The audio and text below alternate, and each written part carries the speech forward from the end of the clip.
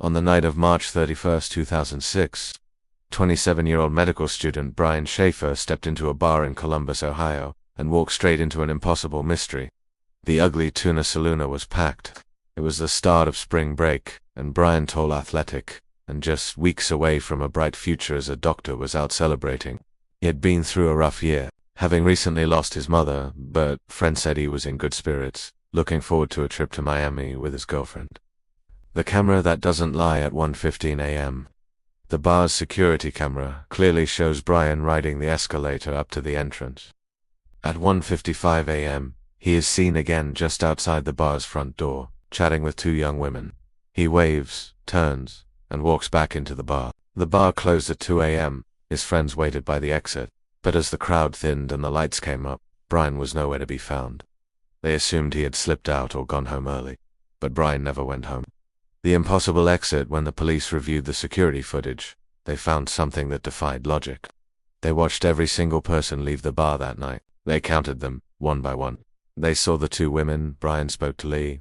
They saw his friends leave, but Brian Schaefer never appeared on the tape. The ugly tuna saloon was a logistical fortress for an investigator. It was located on the second floor of a building. To leave, a patron had only two options. One, the main entrance, monitored by a swiveling security camera that captured every face. Two, the service exit. This led to a construction site.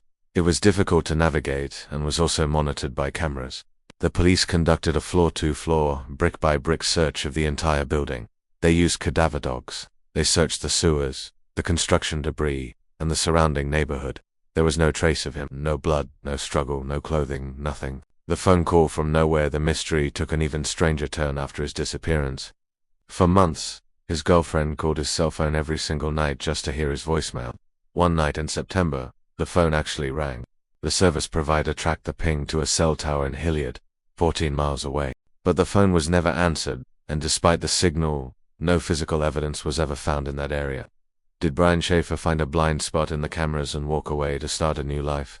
Or did something happen inside that bar, something so well hidden that even a medical student could vanish without leaving a single drop of DNA behind? 20 years later, the ugly tuna saloon has closed its doors.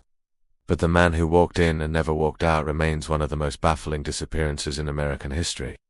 To find more thrilling mysteries and true crime cases, subscribe now.